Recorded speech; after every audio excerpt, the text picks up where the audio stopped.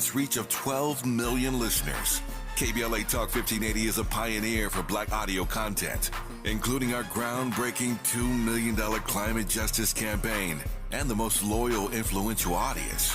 According to an independent research study by the polling firm Aviterus, for the second consecutive year, KBLA Talk 1580 is the most trustworthy, reliable, and credible news source for Black audiences and beyond in Southern California. Let KBLA Talk 1580 power your advertising dollars. Our omni-channel custom marketing solutions are specifically tailored to connect with your ideal target audience. We leverage audio, podcasts, streaming, digital, social media, and local activations to get your message out to the Black community. Get in touch with our advertising team today at advertising@KBLA1580.com. That's advertising@KBLA1580.com.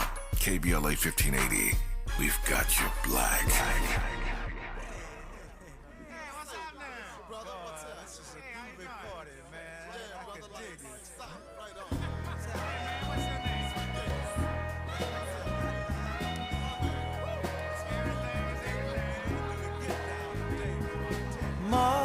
Mother, there's too many of you crying.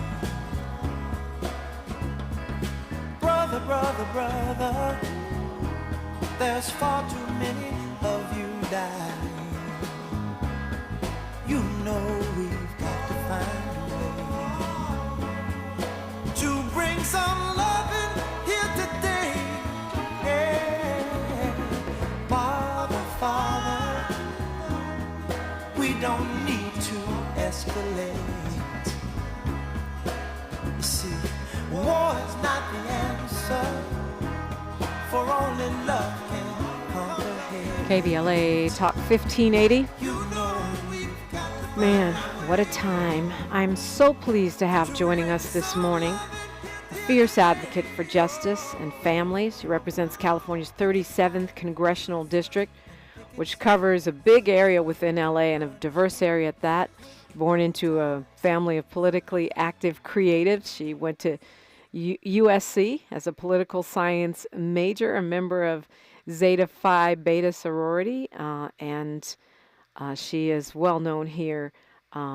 She says she's famously said that the 1992 civil unrest motivated her to work with Rebuild LA and her work with nonprofits, being elected to the Community College Board, the California State Assembly, the State Senate, and now as a U.S. Congresswoman. Sydney Kamlager, welcome. Thank you so much. It's always great to be here with you. Yeah, it's great to have you on. I'm continuously amazed at how energized and just fierce you are actually in a Congress which is quite problematic, and I'll go so far to say, as on the Republican part, constipated at this time in history. You're being nice on the radio. So, first, of course, I have to ask you your reaction to the president's speech last night. It was an historic moment in the Oval Office. So, I actually was in a meeting with members from the CDC, and we stopped the meeting to listen to his remarks, and you could hear a pin drop. Regardless of how some folks might have felt about some of his policies, this was a president who gave us a case study in grace, in selflessness, in patriotism. Folks were crying, and then he got the standing ovation at the end.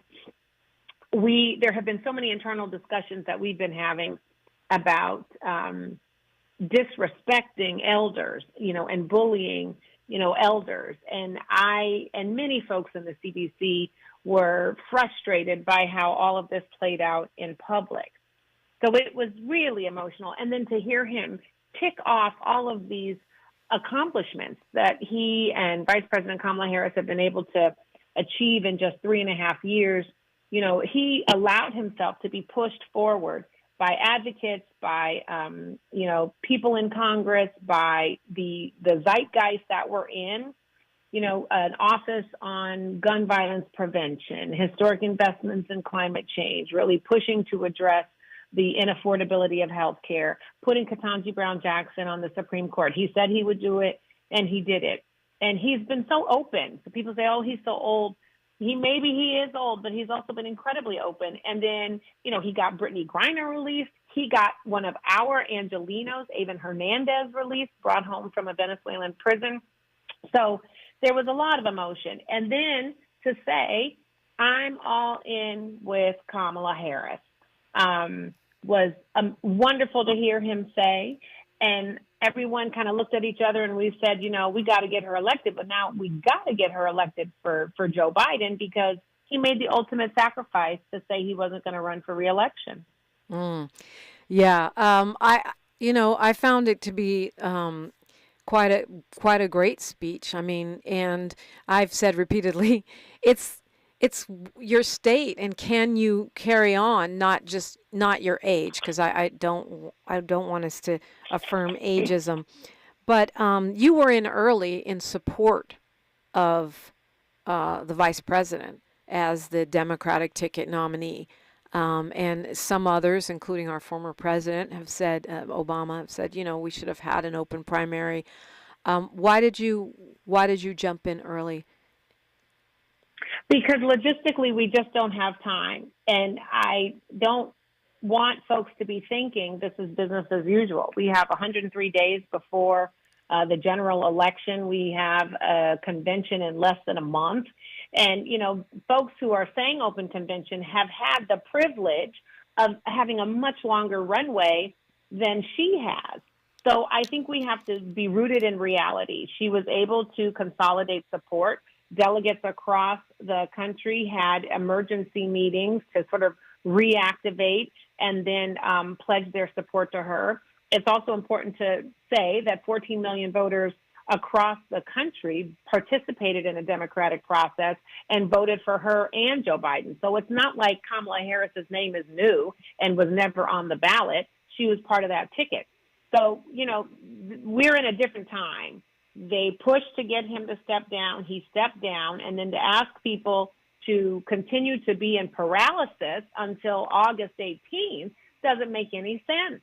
We have to activate voters. We have to make sure folks know the information about how to register to vote and where to register to vote. And if they're in a state where they are able to vote, we have to make sure that we have folks who are willing to monitor the polls, who are willing to activate and check on the misinformation that's coming out. That's a whole thing. And then the operations of starting up a campaign. It's not a pop-up, Dominique. It's not like, we sell tacos here on this. You know what I mean? Right. Like, we're going to open up a campaign on Crenshaw and Slauson. Okay, no, we're going to go to Stocker. It's so easy. That's not how it works. And shifting money, transferring names, all of the logistics and the legal things that have to happen. So we need as much time as possible to make sure that we are defeating Project 2025. Yeah, I'm glad you said that about the delegates, Congresswoman Kamlager, because one of the complaints I've heard is that, the delegates should choose, or that somehow the will of the American people is being circumvented by the choice of Vice President Kamala Harris at the top of the ticket. So I don't believe that. I mean, when I voted in our primary, it said Joe Biden. But Joe Biden is with Kamala Harris. I mean, he was always part of her ticket. There were some people who didn't vote for them. They didn't vote for him. There were some that said they wanted to be uncommitted, if you remember all of that. Yeah. So when all of this happened, when the consolidation was happening, which is really, it was like a recommitment. Hey, I just want to know, are you still with me? Delegates could have said no. Because like I said, California had an emergency meeting. They sent out votes for us to cast. This happened across the country. And she secured the delegates. She secured, I think, 2,000 delegates in just a couple of days, mostly because Democrats, I think, have been exhausted. We were exhausted by this 3-week pause where we were airing our dirty laundry and throwing people under the bus and not focusing on the issues. Donald Trump got 3 weeks of free press because while we were bickering with each other, we were not talking about the immunity ruling. We were not talking about the Chevron ruling, which basically says you can start suing the government for every single thing and shutting it down and making it have to relitigate policies that it has had, enacted in the past that were designed to protect consumers, right? The immunity ruling that says he could be king if he were president and would not be punished for any kind of violent or criminal act. We did not talk about any of that for 3 weeks because we were talking about Joe Biden, right? Yeah. We were not talking about his age. We were not talking about his club. We also weren't able to spend enough time talking about J.D. Vance, who's probably the most unqualified vice presidential candidate, maybe since Dan Quayle, but so we lost a lot of time. Yeah. We lost a lot of time, and we can't afford to continue to do that. Yeah, I think that's right. I never understood why does all this have to play out in public, and why is the media in lockstep on this? Of course, the your colleagues in the House, I guess they put forth a resolution condemning Vice President Kamala Harris, and they're also calling for the president to step down, trying to make the case that he can't make it for another 6 months. Of course, those are both fairly ridiculous, right? Totally bogus. So I don't even know if they have enough people to pass the one for Kamala, and they know they have nothing else to do. So literally, we were supposed to take votes on Tuesday night. They took some of those off the schedule because they don't have the votes. We are in unison as Democrats. Last night we were supposed to vote on some things. They took some of those bills off the docket because they don't have the votes. And now we're coming in today to vote on this nonsense. And I'm like, you know what? Joe Biden's not going to resign. Hey, that's not going to go anywhere. He wouldn't sign that. But he's got 6 months to let loose and keep it real and push all of these things that he said he's been working on, and really sort of expose them. Because he's not a candidate, he is not going to be restricted by some of the, policies and practices that we have in place for what you can say and what you can't say as a president who's also a candidate. So I hope, Dark Brandon shows up and tells the truth and puts Donald Trump and J.D. Vance on blast. Yeah, I think that's right, and certainly for the vice president, being vice president and running for president is better than being president and running for president, just in terms of your time and your restrictions, as you point out. One of the things they like to slam Kamala Harris, Vice President Kamala Harris, on is the border. I know you just got back from a bipartisan delegation, a trip to Mexico focused on border security, fentanyl, and the situation at the border. What did you learn? What comes out of that? What were the goals?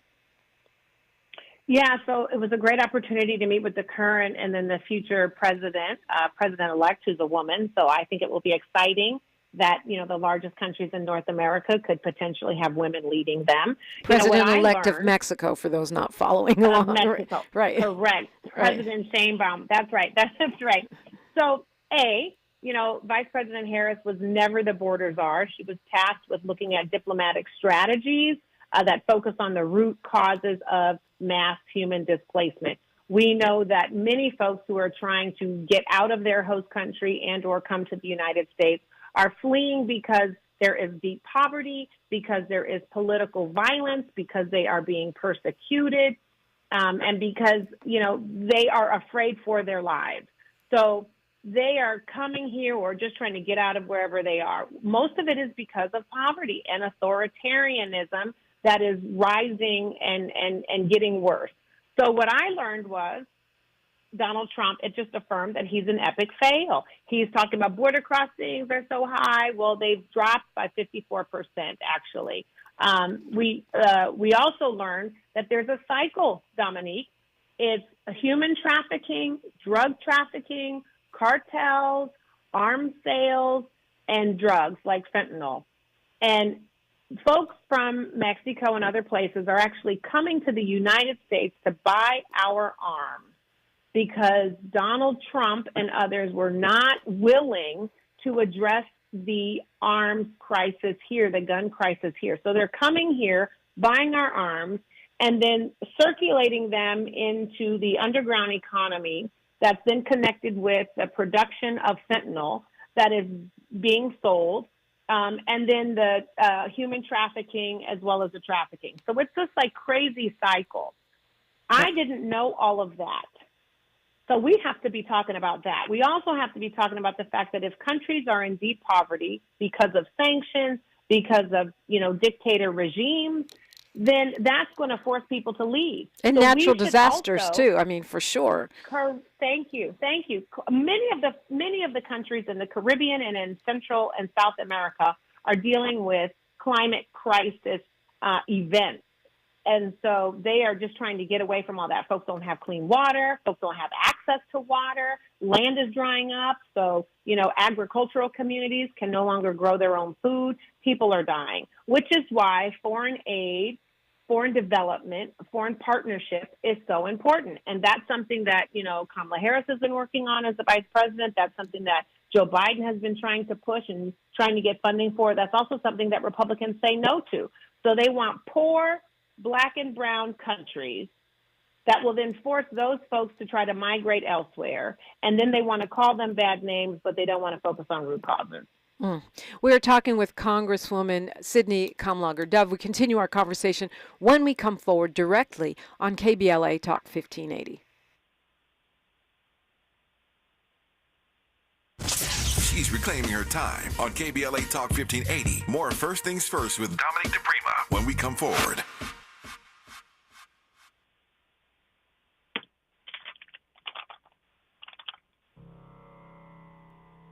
All I need is one mic. With a KBLA Talk 1580 editorial, I'm Tavis Smiley. Just a few short months ago, California Attorney General Rob Bonta filed 11 felony charges against Diana Turan, an assistant district attorney for Los Angeles County. The charges allege that Turan unlawfully accessed confidential computer data, including police officer files in 2018, and continued to use them after joining the DA's office in 2021. Ironically, Turan, who is now on administrative leave, oversaw the Public Integrity Division responsible for handling high-profile cases of police misconduct and public corruption, including the charges brought against LA City Council member Karen Price last June. To be sure, the case against Price has raised plenty of eyebrows. Indeed, one noted legal scholar has said publicly, and I quote, "Everything about this prosecution reeks," close quote. Could A.G. Bonta, with aspirations to become California governor, be punishing Turan for her role in D.A. George Gascon's police accountability agenda to curry favor with police unions? Could D.A. Gascon be using the case against Price to showcase his tough stance on crime and political corruption as he vies to retain his seat as DA? Honestly, I have no idea, but here's what I know for sure. Karen Price has been elected and re-elected by thousands of voters, mostly Black and brown, who stand to be further disenfranchised if this matter is not handled correctly, which is why it matters to us at KBLA Talk 1580. When the prosecutor is being prosecuted, it seems to me that at the very least, there ought to be a thorough, top-to-bottom, independent review of all cases under Diana Turan's purview to ensure that none of these cases have been tainted. Justice and fundamental fairness demand no less, if public trust truly matters. And I hope it does. For KBLA Talk 1580, I'm Tavis Smiley. We welcome your feedback. The conversation continues right now with Dominique DiPrima on First Things First. And we are talking with the Congresswoman for the 37th District in California, Sydney Kamlager-Dove is with me. And a lot to cover here. I'm, as Tavis would say, I'm watching my clock. But a part of this delegation to Mexico is a new body that you've helped form in Congress to deal with issues of global migration, because it seems like a huge issue now and clearly will continue to be a bigger and bigger conversation. Absolutely. We have to stop thinking that immigration issues are only about Mexico. There's a global migration crisis. Most of it stems from countries being in poverty or ethnic conflict that's happening in those countries, and those folks are just trying to leave and be safe. So we have to have a deeper conversation about root causes, what investment looks like, what asylum really means, and how we can be better partners, different partners with many of these countries. So I helped co-found this Global Migration Caucus because I also want folks to be focusing on human displacement that's happening across the continent of Africa and in the Caribbean. We never talk about that. Yeah. Well, maybe you do. maybe we can you can come back one day and we can do a full show on that. I'd love to perhaps talk with some of other members of the caucus with you as well. Olympics. It's Olympics week. I know a few events started on yesterday. Actually, smaller events. Some soccer and different things, but the official launch, the opening ceremonies are Friday, and we're watching this.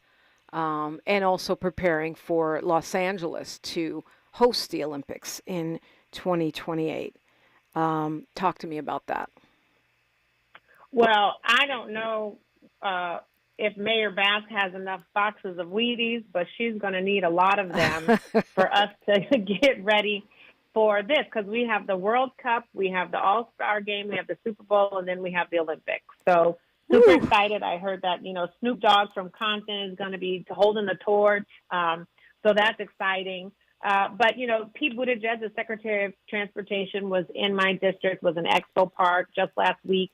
We got $140 million in Reconnecting Communities funding. That's to help our metro infrastructure. We're talking about pedestrian safety. We're talking about greater mobility. We're talking about improving the first and last mile. We're talking about more mobility hubs, and so there's going to be a mobility hub at Expo Park.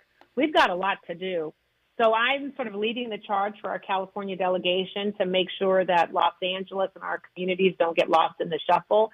I think it's also important that we're talking about small businesses, our ethnic small businesses, making sure that they're not pushed to the curb. We don't want the IOC importing in workers and businesses and creatives because, as you know, Los Angeles is so vibrant and it's so diverse. We need to be elevating and supporting our artists, our creatives, our small businesses, our nonprofit organizations, our advocates, integrating them into the work to make us ready for the Olympics 2028, because we want the world to see what we love so much about Los Angeles. Yeah, it's a really good point, too. And many times when we assume that these big events are going to help local businesses, it doesn't always automatically work out that way. It doesn't. And so you're talking about a lot of pressure on a system, broadband, housing, transportation, access. You don't want, security concerns to then force certain businesses to close down. That happened actually when we were doing the Crenshaw line, remember? And all those businesses on Crenshaw were. So we don't want to see that happen as we ramp up for the Olympics, and then we don't want to see it happen during the Olympics. And then also we don't want a whitewashing of Los Angeles like what we saw happen when China hosted the Olympics. We want to celebrate all of the diversity, and we want to make sure that we're giving all of our communities the kind of funding and resource support that they need to let their best selves shine. Yeah. Well, I'm glad to know that that is in the conversation at this point. Okay, so I wanted to make sure you highlighted the money that you brought to Los Angeles recently before we run out of time You're here. So good. Yeah. Sorry. Yeah, we brought in actually about $12.5 million directly into the district, into the 37th for community funding projects. Affordable housing, solar projects, reentry, urban farming. We're trying to spread the love. I'm hoping that we're in the majority, next year, because this year the Republicans said we are not going to give any money to any nonprofit. Well, what is that? That's some BS. So that's why we have to get into the majority next year so that we can not do that. Because essentially what they said was we don't want to fund any nonprofits that are helping women, and we don't want to fund any nonprofits that are helping Black and brown people or the LGBTQ community. And we know that most of that help goes through nonprofits. So in spite of all that, we were able to bring $12.5 million. We got $5.5 million for affordable housing. We've brought in $1.5 billion in grants to the Southern California community in general. through infrastructure and climate projects. So I've been trying to do the work. I talked to Karen Bass, the mayor, the other day, and she said, you've been able to do so much in your first year. She said, when I was here, Obama had gotten rid of earmarks, so I wasn't able to bring any money back. So she said, kudos to you. Keep doing what you're doing. And of course, you're sitting in the seat that she sat in, so she knows you guys definitely probably have some synergy on that conversation. Just real quick, we were talking about the murder of Sonia Massey in Springfield, Illinois. The deputy has been charged, there, but it's really creating a national outcry, and we know the state of the House of Representatives. The president has called for revisiting the George Floyd Justice and Policing Act. We'd love to see even more than that, ending qualified immunity, the Breathe Act. What do you see as even possible with the state of Congress at this point? So first, my heart goes out to Sonia Massey's family and her loved ones. She was shot in the face. She was murdered, by this man, and there were 36 body camera footage minutes that show that. It was reckless. It was unjustifiable. It was murder. And it says that we need more than just training. This is about culture and accountability in these law enforcement agencies. Now, I'm going to tell you, we do have to pass the George Floyd Justice and Policing Act. We do have to end qualified immunity. We do have to have a national database where we are targeting bad actors, because the bad seeds in these departments are infecting the good seeds.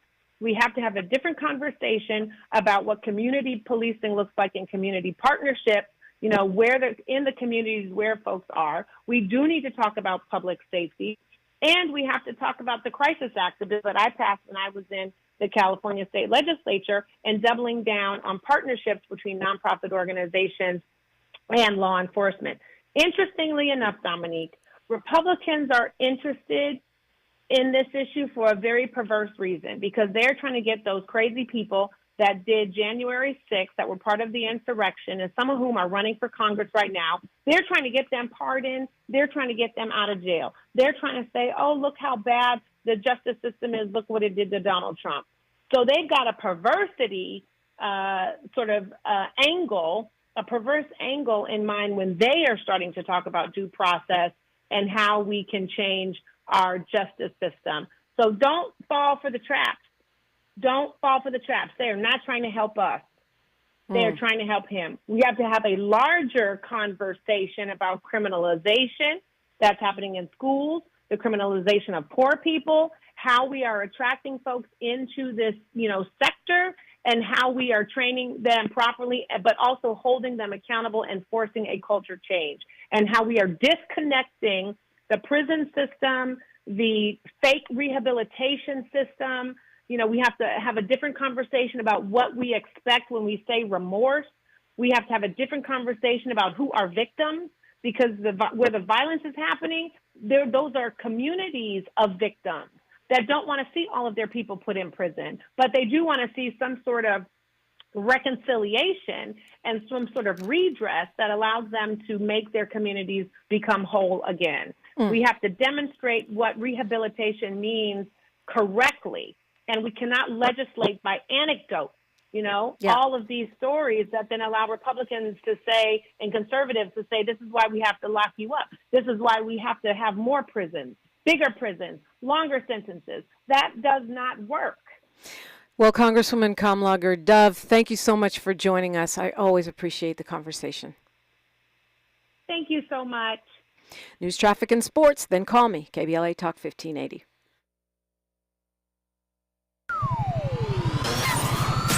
KBLA Talk 1580 is an intervention. When we come forward, includes you. KBLA Talk 1580, turning pain into power. I'm Mike Moore. Here's the latest from the Black Information Network. New technology aimed at flagging guns at New York City subway entrances is expected to be set up as early as today. African-American Mayor Eric Adams says the pilot program involves metal detectors where subway riders pass through without stopping or waiting in line. He's hoping this will help make the subway system even safer. Elon Musk just lost $16 billion in one day. Shares in Tesla collapsed Wednesday, causing the CEO's net worth to plummet from $249 billion to $232 billion. That's according to Forbes.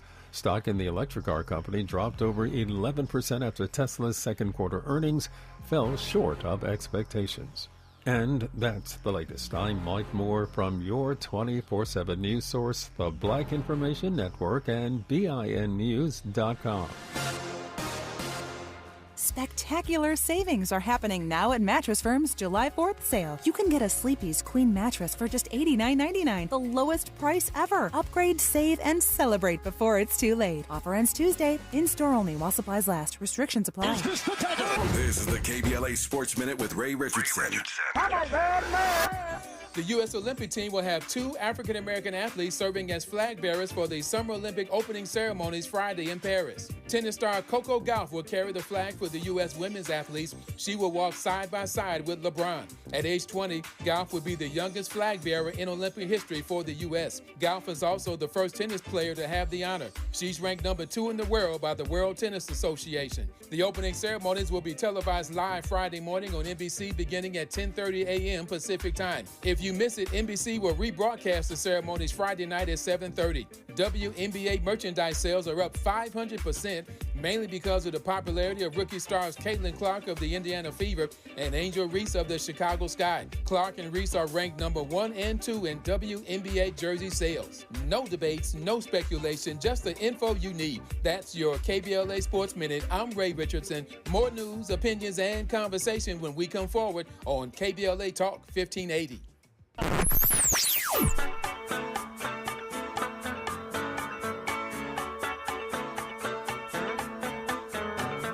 This is KBLA Talk 1580. Talk radio that's music to your ears. We're unapologetically progressive. KBLA Talk 1580. If you're an adult in need of an accredited high school diploma, the Los Angeles Public Library can help. You could earn one for free in as few as 5 months, online with 24/7 access. You also get a personal academic coach, plus special training focused on 9 in-demand industries, as well as a resume and cover letter to advance your career. Visit the website at lapl.org/diploma. That's lapl.org/diploma.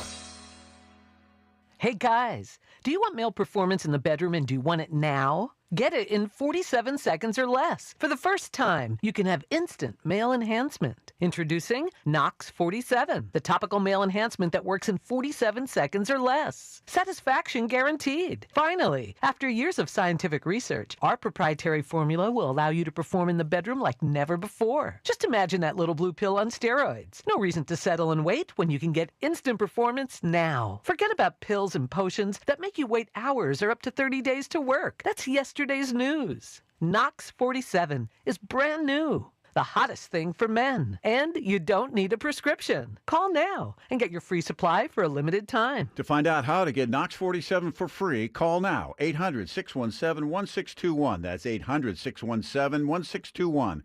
Free bottles for limited time. Call 800-617-1621. That's 800-617-1621. $5,000. That's the average amount of money people in the U.S. are now spending on gas in a year. $5,000. That's crazy. If you drive, you have to download Upside, the free app that gives you cash back every time you get gas. That's right. You can earn real cash back with Upside just by buying the gas you're already buying. You can literally start earning cash back today. I use Upside every time I fill up, and I've already made around $300. You're putting gas in your car anyway. Why not get real cash back? If you like free money, download Upside. I'm saving the cash I earn from using Upside to help pay for a vacation later this year. Download the free Upside app now to earn cash back every time you buy gas. Use promo code PATH to get an extra 25 cents per gallon on your first tank. You can cash out anytime right to your bank, PayPal, or a gift card for Amazon and other brands. Just download the free Upside app and use promo code PATH for a 25 cents per gallon bonus on your first tank. That's code PATH for a 25 cents per gallon bonus.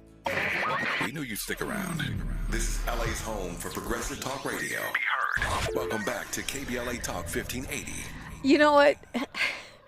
I remember, I think it was late last year, a couple people had offered me these big jobs. And I said, I really want to be on the mic. I like doing radio. I want to be on the mic for this election. And I had no idea what was coming. And I have a feeling that there's a lot more to come.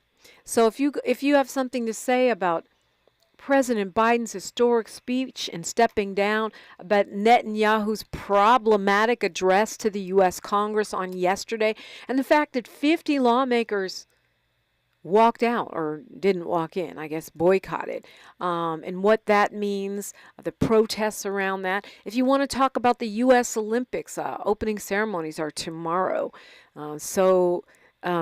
Excited that Coco Gauff was chosen as a torchbearer, the youngest in Olympic history, my understanding is.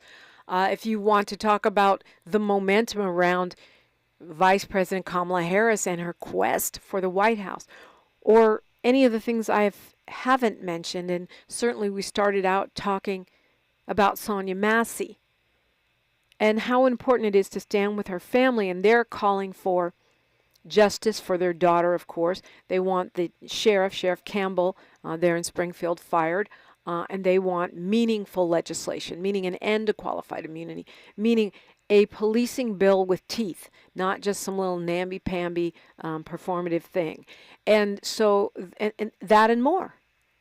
And it's, it's that time, it's that moment when all these things are coming to the surface in the middle of a presidential campaign. I saw I thought it was a hilarious article in the New York Times talking about how now Trump is struggling to get airtime because all of the sea changes with President Biden choosing not to run for re-election, with President let's see that slip, President Harris, Vice President Kamala Harris getting so much momentum and the coalescing around her. I mean, the black men for Harris raising almost $1.5 million, the black women for Harris raising almost $1.5 million.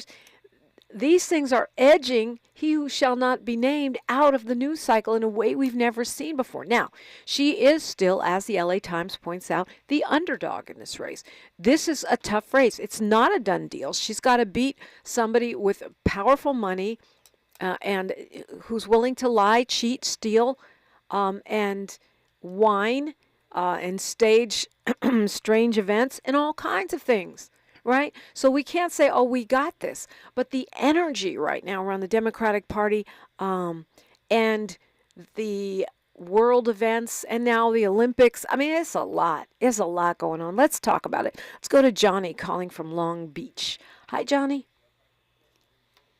Johnny, what is on your mind this fine morning?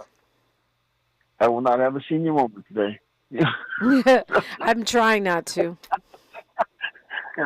I wanted to talk about the qualified immunity, and I really think that if you take that away from the police, it's like it'll cut down on all the racial issues that we have in this country. Because I think it stems from a lot of when white people see cops kill people, to them it's like we're expendable. Yeah, that was definitely telegraphed in the Sonia Massey murder. Like, when you see that tape, the way he responds to her, it's clearly, and even when he comes out and he says that bee was crazy, I feel like he's saying she's a woman, she's black, and she has mental health issues, so therefore she's expendable. That's it. And I wanted to say something about Kamala Harris. It's like, I saw something that made Luma. She put this thing about Kamala Harris, about her and Montel Williams. There was a picture. They dated. Yeah, they dated. Right. And it's like, but the thing is, he was with his daughter, and they were saying like a menage. I'm menaging with Twa. It's like, and that's what the things that they're trying to put out about her right now. They're like, desperate. I know what you're talking about. I saw those posts. They were trying to say Montel Williams had a threesome with Kamala and some unknown woman. But the woman is actually Montel Williams' very beautiful daughter.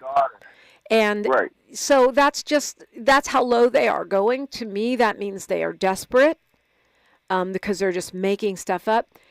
And it's funny to me that the same people, or some of the same people, who are mad at Kamala Harris, the vice president, for having a white husband, are also trying to make her look bad for dating a black man. It's like, you can't have it both ways, heifers. But the thing is, it's like, the stuff about Trump, and it's like, remember on the bus that he was talking to on the hot mic about what he does with women, and you're going to talk about her? Right.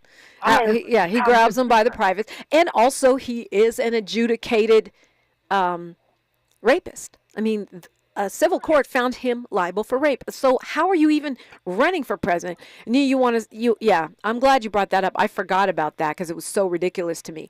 But I also see, they're trying to shame Kamala Harris, the vice president, for dating black men in her youth. And at the same time, they want to shame her for marrying a white man.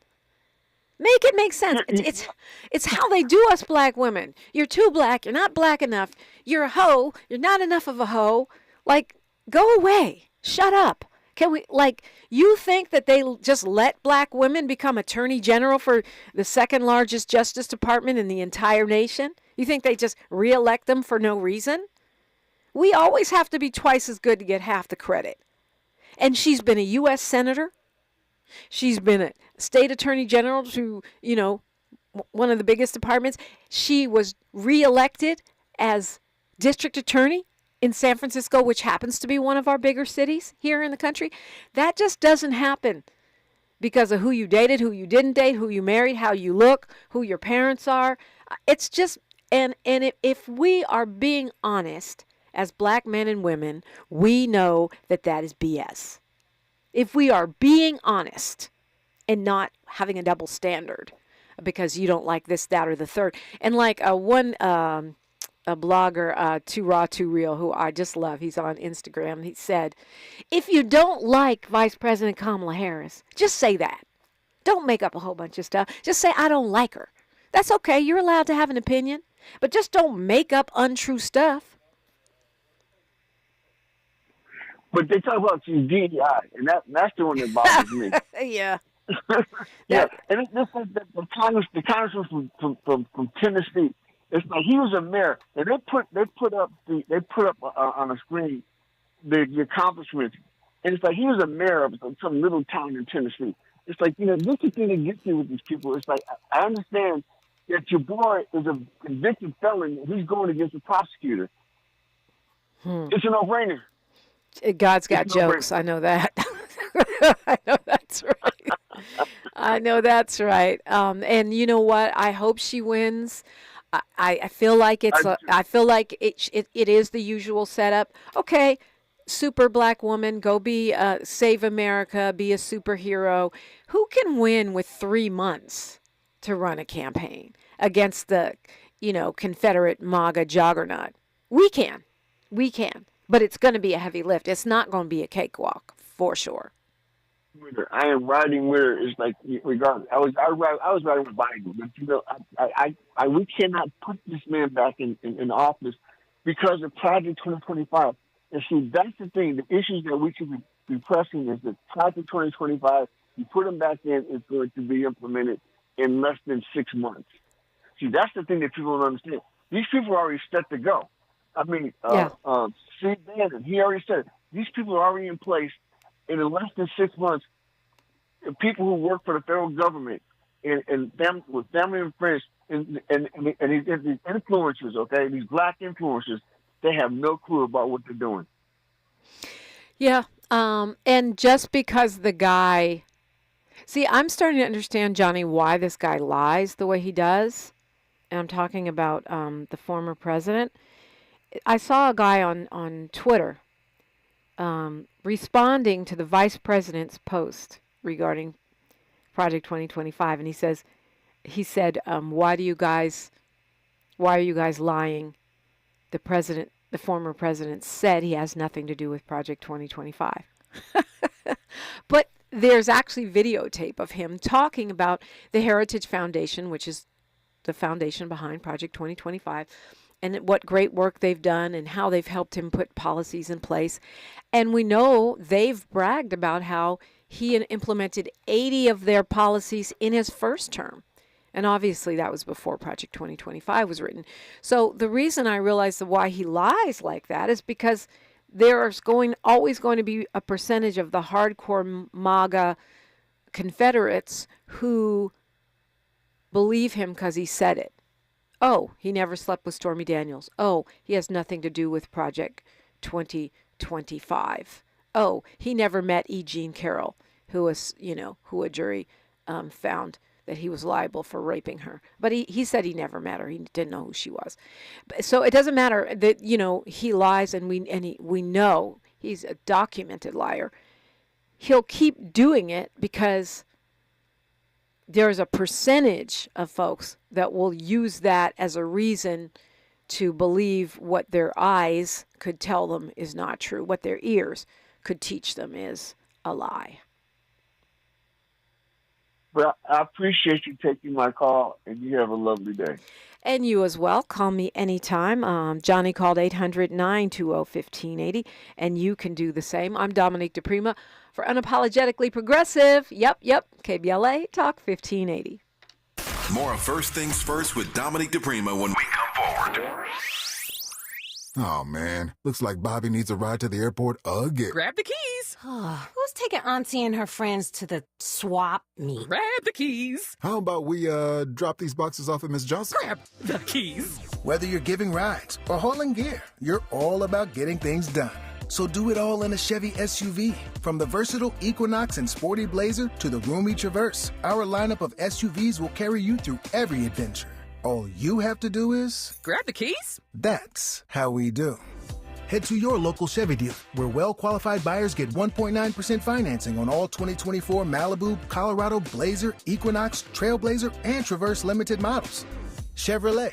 Together, let's drive.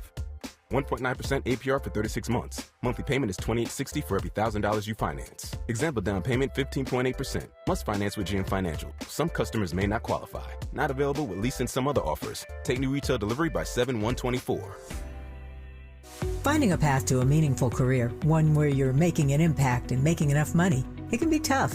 There's one path, though, that many young adults are landing on that leads them to careers where they can work outdoors, protect our environment, take on climate change, and get paid while they train. It's the California Conservation Corps. You just have to be 18 through 25 years old to enroll or a U.S. military veteran through age 29, and you have to be a California resident. That's it. There's no education requirement, no employment history needed. Some Corps members need to finish up high school. Others are college grads. But during their 1 year of service, all CCC Corps members can earn the work experience and certifications needed to become a wildland firefighter, forestry technician, install solar, or build trails in our state parks. Learn how you can enroll at ccc.ca.gov.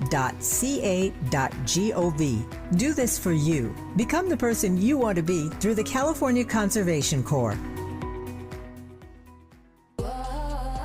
My friends swim no matter the season, but my moderate to severe plaque psoriasis can sometimes take me out of the moment. Now, thanks to Skyrizi and clear skin, count me in. With Skyrizi, Risankizumab Riza, a prescription-only 150 milligram injection for adults who are candidates for systemic or phototherapy. 3 out of 4 people achieve 90% clear skin at 4 months. Don't use if allergic to Skyrizi. Serious allergic reactions and an increased risk of infections or a lower ability to fight them may occur. Before treatment, your doctor should check for infection and tuberculosis. Tell your doctor if you have an infection or symptoms such as fever, sweats, chills, muscle aches, or cough, or if you plan to or recently received a vaccine. Thanks to Skyrizi, there's nothing on my skin, and that means everything. Ask your doctor today about Skyrizi, the #1 dermatologist-prescribed biologic in psoriasis, and visit skyrizi.com or call 1-866-SKYRIZI to learn more. We've got a lot to talk about. Are you interested in catching up on all the latest entertainment news, trending topics, and exciting interviews? I got you. Tune in to The Raw Report with Robin Ayers, Monday through Friday, 6 to 7 p.m. I'm your host, Robin Ayers. Join me every weekday with some of the best entertainment contributors in the business as we break down what's going on, who's got next, and what not to miss. only on The Raw Report with Robin Ayers. Unapologetically progressive. KBLA Talk 1580. We've got your black.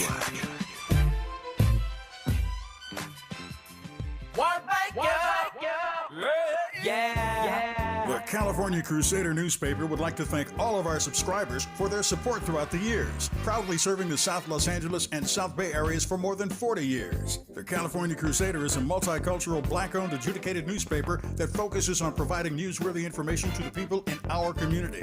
We're constantly looking for ways to assist businesses in our community to connect with our subscribers. We provide low-cost, effective ways to promote your business with our reasonable and affordable advertising rates. You can participate by suggesting, sharing, and submitting your stories on the California Crusader newspaper Community Share Facebook group page, or visit our website at cal-cruise-news.com. That's calcruisenews.com. Then click on the Submit Now button located on the top right corner of the homepage, or text CCN to 42828. Again, text CCN to 42828. The California Crusader newspaper, working together to build a better community for our future. Subscribe today.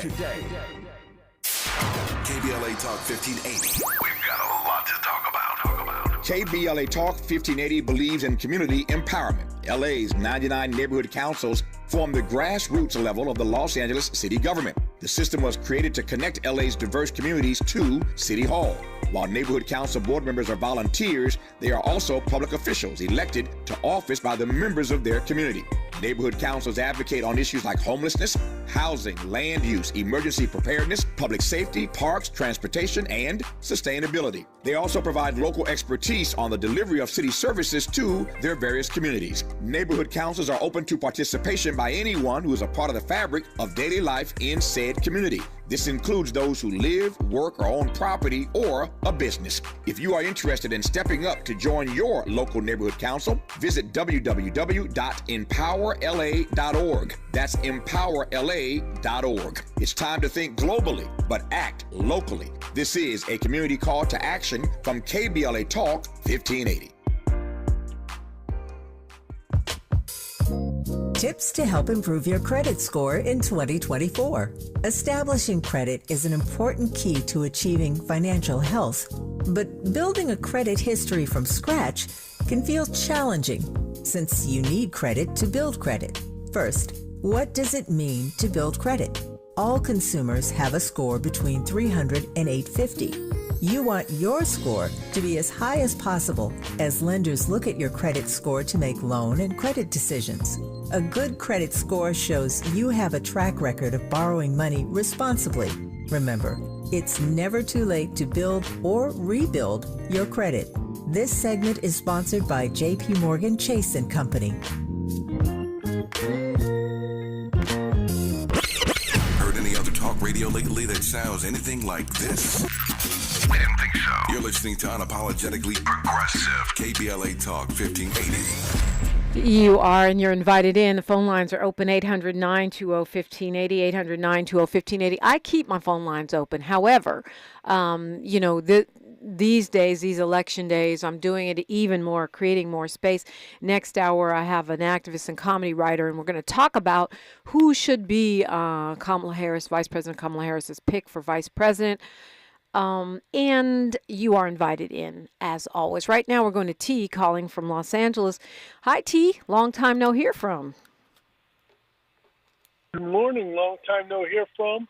Thank you for all you do. I think you, everybody, station, Tavis Smiley, doing a wonderful job. Thank you so much. We appreciate you. Okay. Hey, yeah, my name is T. I'm a veteran and college educated and did quite well for myself. I talked to you when Biden had chose Kamala Harris as vice president, and I didn't think she was ready. I thought, well, I liked her, but I thought some things are best cooked slow, and I didn't think she was ready. She is ready. She is ready. She was on point, and I want to say that all this negative rhetoric that we're hearing from the Republican Party and these MAGA clowns, they're scared. She's got them on the ropes. And I think it's important that we in our community pay attention and we communicate this to our young people and our allies, and we've got to get out there and vote. They've already robbed us of the Supreme Court.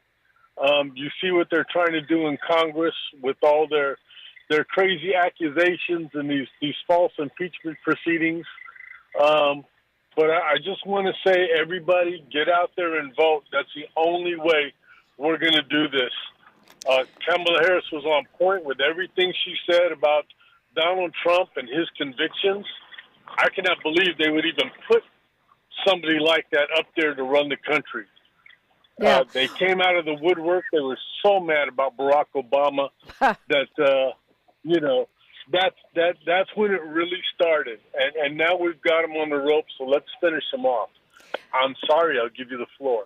You know what, T? No, you don't have to be sorry and you don't have to give me the floor. I love that finish him off. It's going to be tough. I think it's going to be a tough battle. Do you think, T, that when you say you feel like she's ready now, do you think it's because she's done the years as vice president? She's the only other person besides Biden that gets those daily briefs, right? The Secret Service briefs, who really knows foreign policy inside and out like that? Or do you think it's just that she was more ready than you thought to begin with? Like, what do you attribute that to? I attribute to her being in the game. Right. Yeah, I think that her being the vice president and being in on the briefings, yeah, that was the slow cooking that I didn't think she was ready for. But, yeah, it worked out really well. I think that I was wrong. The timing was right. And, yeah, she's ready. But I definitely think her being at that level and being in on the briefings, she definitely had the aptitude and she knew what was going on. But I think being the vice president, just one term, yeah, I think that's what she needed in order for her to study enough to evaluate and be able to be in the game. Yeah, yes. I think that's right. I mean, that's one of the things lawyers do, right? They read briefs, and she's a lawyer. She's a prosecutor. The other thing you made a really good point about is that the media has been beating her up since she got to the White House, right? Where's Kamala Harris? Why isn't she doing anything? Well, vice presidents aren't supposed to do that much, but she was doing way more than we knew because it is an actual job. You travel places, you read briefs. She was dispatched to foreign countries. She did a tour of Africa. All these things that she was doing, just because the media wasn't covering them doesn't mean she wasn't doing them. And so I think that's a really good point about her being more ready than folks may have anticipated, just by virtue of her job, whether we knew about it, whether it was covered or not. We are being joined by a special guest next hour, but we'll continue to take your calls. Niles Dolbear joins me on KBLA Talk 1580. KBLA 1580 Santa Monica. I'm Mike Moday. Shares in Tesla collapsed Wednesday, causing the CEO's net worth to plummet from $249 billion to $232 billion. That's according to